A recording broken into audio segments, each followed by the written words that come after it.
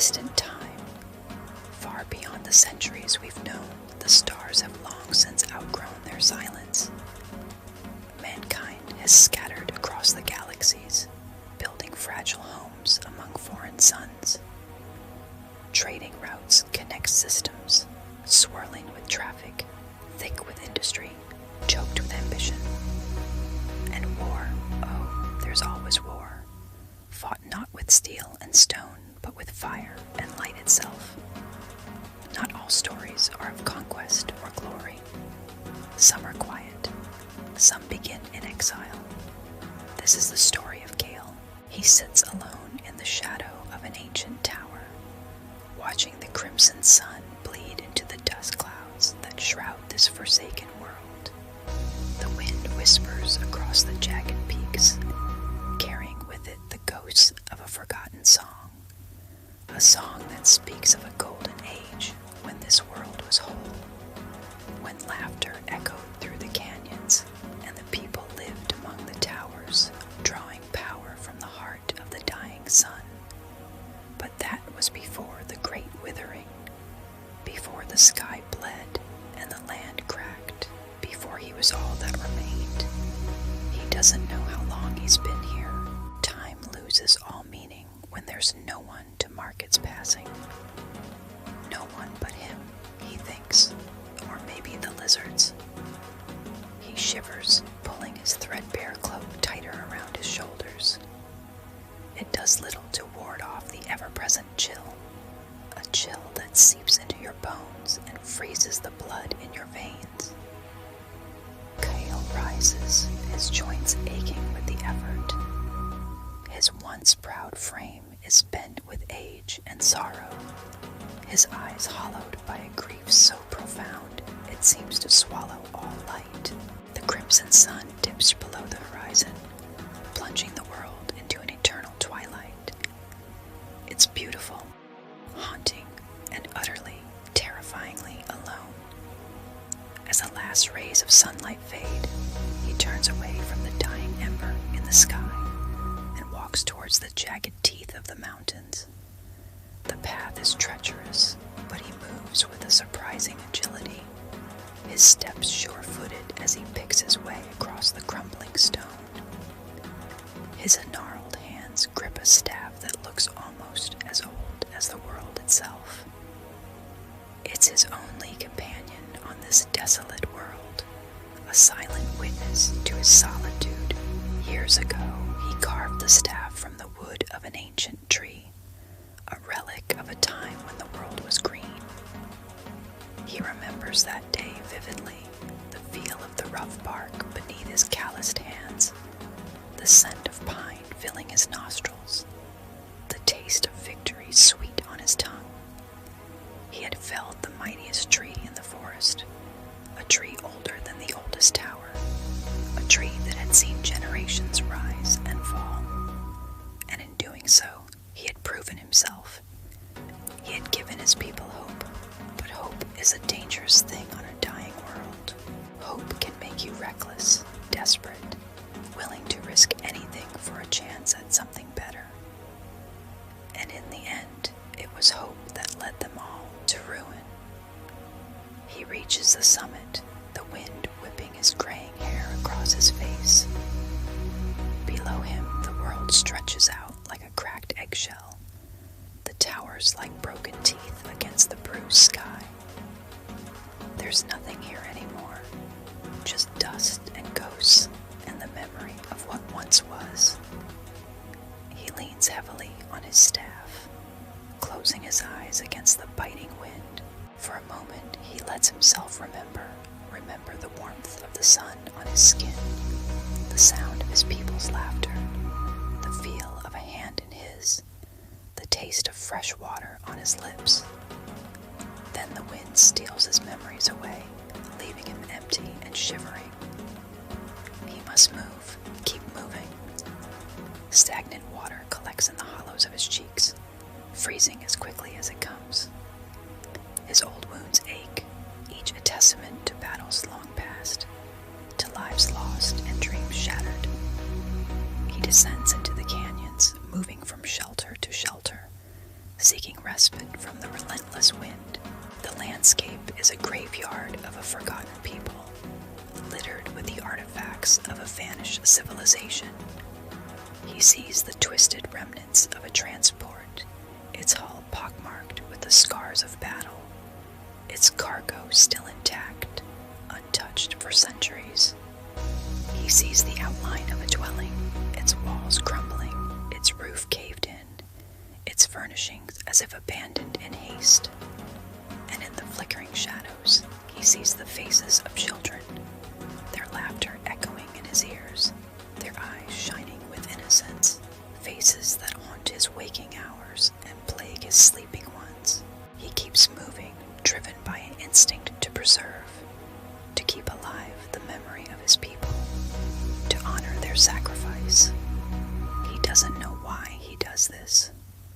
Perhaps it's a last act of defiance, a middle finger to the universe that condemned his people to this fate. Perhaps it's the only way he can bear the crushing weight of his guilt, the burden of being the last, the sole survivor of a genocide. Or perhaps it's simply because there's nothing else to do. The sky bleeds orange and purple as he reaches his shelter for the night. It's little more than a cave, but it offers some protection from the elements. He gathers dead branches, their surfaces smooth and black from years of exposure to the elements, and builds a small fire. It does little to ward off the cold, but the meager flames dance merrily, casting grotesque shadows on the cave walls. As the night deepens, he pulls his cloak tighter around him and curls up beside his dying fire. Sleep eludes him. The silence is deafening. The vastness of space presses against him, heavy and cold. He feels the weight of countless eyes upon him, the ghosts of his people, their spirits circling, waiting, pleading. He sees their faces in the flames, hears their voices in the wind. Then, above the howling wind, he hears a sound that makes him freeze, a sound that stirs long dormant memories, a sound that speaks of hope. It's the soft hum of a ship, a transport descending into the canyons, its engines cut, sending up a small cloud of dust. Then silence. He watches, mesmerized, as a ramp lowers to the ground, revealing a figure silhouetted against the light. Tall, slender, with flowing hair, she steps out, her eyes wide with wonder. As she looks around, taking in the desolation, he sees curiosity in her eyes, but no fear. She takes a tentative step forward, then another. She approaches cautiously, as if afraid to break the silence. When she's close enough, he sees the wonder in her eyes, the questions that dance on her lips. He wants to shout, to warn her away, to tell her this place is cursed, this world is dead. But his voice is hoarse with disuse. All that comes out is a dry croak. She stops, startled, and he raises a trembling hand in greeting. She returns the gesture, a tentative smile touching her lips. She speaks, her voice like the chiming of bells, and he understands, though she's speaking a language he hasn't heard in centuries. She asks about his people, about their way of life, about their demise. And he tells her, pouring out his grief, his shame, his anger, his regret. He shows her the graves, the twisted metal, the crumbling homes, the ghosts of a forgotten people. When he's done, she stands in silence, her eyes filled with compassion. He sees understanding dawn in those clear depths, the dawning of horror, the dawning of empathy. Then he sees purpose harden her features, stealing her resolve. He knows what she's thinking, what she must do. It's the same thought that's haunted his waking hours and plagued his sleeping ones. The same thought that's kept him alive all these years. He knows because he's felt it too. preserve, to keep alive the memory of a vanished people, to honor their sacrifice. He's surprised when she touches him, her fingers gentle on his arm. It's the first human touch he's known in centuries. He flinches at first, then relaxes, leaning into the contact as if to anchor himself to the present, to this moment, to this living, breathing person who reminds him of everything he's lost. She speaks again, and he understands. She wants to stay. She wants to learn. She wants to help. And in that moment, he knows he's not alone anymore. Together, they explore the ruins, uncovering long-lost technologies, piecing together the history of a forgotten people. They sift through the dust, uncovering fragments of pottery, tools, weapons, toys, even works of art. Each artifact is a story, a life, a memory. He teaches her their language, their customs, their history. She listens intently, her eyes shining with understanding.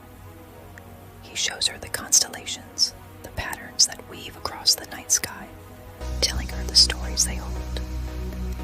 He sings her songs of a golden age, of love and loss, of hope and despair. They work together to restore the energy grid, harnessing the power of the dying sun to bring light and warmth back to the towers. They plant seeds, coaxing life back into the barren soil. They build, creating something new from the remnants of the old. As the weeks turn into months, the towers begin to glow with life. Light spills from the windows, chasing away the darkness. Laughter echoes through the canyons, carried on the wind. One evening, as they sit watching the sunset, she asks him, "Why didn't you leave?" And he understands her question. Why didn't he escape when he had the chance? Why did he stay and become the last? He hesitates, then replies softly, "Because I couldn't bear to leave them behind." She reaches out, her fingers tracing the lines on his face, each line a story, a life, a memory. "You're not alone anymore," she says, her voice filled with conviction. "I'm here now. We're here now." He looks at her, really sees her for the first time, not just a visitor from the stars, but a friend, a partner, a fellow traveler on this long and lonely road. He sees the kindness in her eyes, the courage in her heart, the strength in her will. He smiles, a sad, tired smile, but a smile nonetheless. He's not alone anymore, and maybe, just maybe, that's enough. Maybe the stars don't have all the answers, but they do have stories. Stories of love and loss, of hope and despair, of courage and kindness. These stories have been whispered on the wind, carried on the light, and etched on the hearts of those who listen.